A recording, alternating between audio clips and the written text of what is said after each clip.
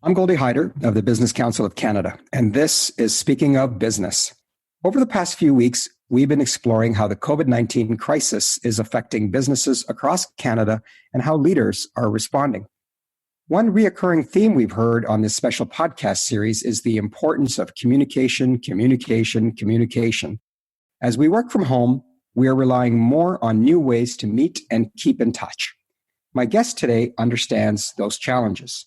As president of Cisco Systems Canada, Rola Dagger is witnessing firsthand what it means for so many people to adapt to working from home. Welcome to the podcast, Rola. Thank you, Goldie. And last time I saw you face to face, it was on a panel. So welcome to the new world of doing this remotely. Really appreciate it. Well, let's jump into this because, you're living it, right? I mean, with Cisco and your technology, we're seeing it all across the world being used with G7 leaders and others in our cabinet and so forth. So why don't we first start with just the exponential increase that's likely happened in the use of video conferencing over the past few weeks. What sort of pressure has that put on your team to deliver the service? I can tell you that no one thought about going to sleep and waking up and the entire world will be working remotely from home. That's for sure. I think it was a big shock for everybody, but at Cisco, we are absolutely blessed on so many levels, Goldie, because we've been actually working from home for the past 10, 15 years with the technology that we have. So when I say we're blessed on so many levels, because a lot of people don't have that luxury. So the impact we've had internally is very minimal in order for us to transition. But I will tell you the increase that we've seen across the globe is insane. So I'll just give you a little bit of stats. March alone, we saw 20 billion minutes used a video just in March. We had over 15 million meetings done on a daily basis, and that's just group meetings, not one-on-ones. Wow. It's been amazing. Chuck, our global CEO, was just amazed how quickly we actually embraced and had every single customer up and running and getting data centers up in New York and in China in 24 hours, which is unheard of. So our people have been working around the clock globally and specifically in Canada to ensure that we're keeping up with the demands and specifically the priorities of the front line. And our CEO made it clear it's not about who you know. The priority is always going to be around healthcare, around people that are on the front line fighting the crisis. And I will tell you what we've done with WebEx in the last 2 months of offering organization free access for 3 months and offering security and privacy on top of that.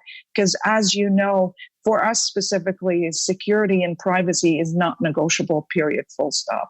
So it's been crazy busy, but it's been good on a lot of front and overwhelming hearing customers and how our team have helped them in so many ways to get them up and running. Well, look, part of what is being tested is not just the technology, but the infrastructure that supports the technology. And, we've been having a lot of discussions in Canada about 5G technology. You're a global company. You're seeing how your technology is being impacted by the infrastructure available to it in different parts of the world. What are you learning about Canada compared to other countries? We have to move a lot faster. The quickest thing I learned is every single organization that put technology and digital transformation at the back burner is actually a big wake-up call for them to move it to the front. And it is sad to see across Canada, more than 59% of the rural household don't even have access to minimum internet access speed. So the government, the telcos, organization need to step up to provide the basic, because that is the new norm now, where technology is the foundation of every single crisis that we have. And what we've seen right now is a test of how we could actually deal with real crisis when they hit us again. Yeah, so we're all going to learn a lot from this. Now, speaking of learning, as you know, recently we at the Business Council and others have been planning and preparing for what we believe should be a responsible restart to the economy when the time is right, and obviously guided by health advice. Again, as a global company and as a member of a global team, you will be hearing more from your colleagues where the virus has already had its run, where some economies have restarted. What are you learning from your conversations with your counterparts in terms of how to responsibly start an economy again? So the biggest learning that we've had from our China, Korea, and Singapore team, and we've been having multiple calls around flattening the cost of recovery, around best practices, and how do we help reintegrate back. I think there's a big fear right now of how do people integrate back into the workforce. The biggest thing that everybody's focused on is stability. In the very unstable world right now, we'll all need the quality and the security and the privacy that is all around the data, and it's all around the technology, from secure Wi-Fi, secure collaboration, and secure environment with a zero trust environment, period, full stop. Those are some of the things that we're doing. And I'll tell you, I've been so impressed seeing we've put technology in virtual courtrooms, and they're sentencing people virtually, virtual town halls. You've seen, you yourself have done a couple as well. Temporary hospitals and expansions that have been actually set. It's all around working together and united as one. Internally for us at Cisco, it's amazing how many of, those walls have came down between business units to work together, and they don't care about, the politics anymore. And that's what we need as countries, to be united, work as one, and other countries as well, to all work together as one approach, one goal towards protecting the citizen experience, period.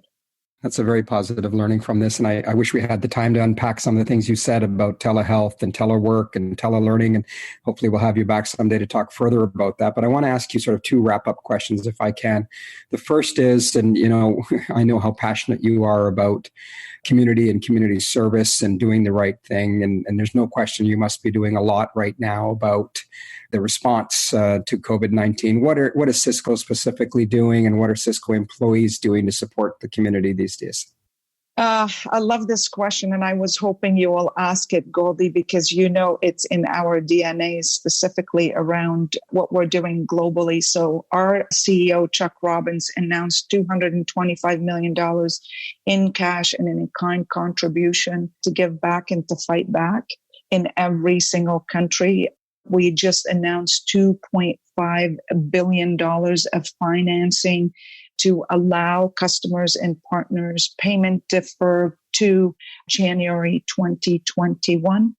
In Canada, it's perfect timing. I just finalized, and it's not public yet, but I just finalized almost $400,000 of giving back to Kids Help Phone, CAMH. The entire technology across the board for mental health has been provided all by Cisco at no cost.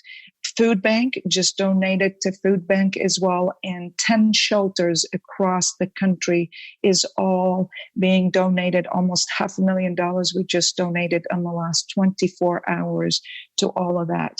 Mental health has been huge. As you know, the Prime Minister assigned $7.5 million to Kids Help Phone.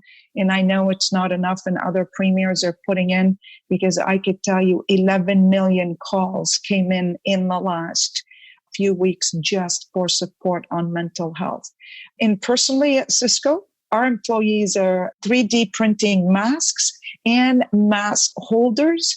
We've got all of our unit and our desks in the office being cleaned and sanitized right now as we speak. And we call them the DX units, which is the collaboration units. And they're being donated to hospitals, doctors, and senior homes, because those seniors are absolutely so impacted of not being able to see their families.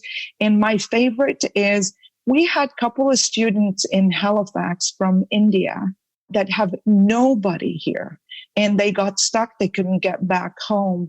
And one of our leaders from India, their cousins reached out and said, can you please help my kid in Halifax at Dalhousie, because he has no food and he's been sick. And our Halifax local team put a package together for him was sanitizers and wipes and food and everything for 2 months and dropped it off at the university. And that is the heart and the soul at Cisco, as leadership is all about leading with your soul, mind, and heart, because it's all about giving back.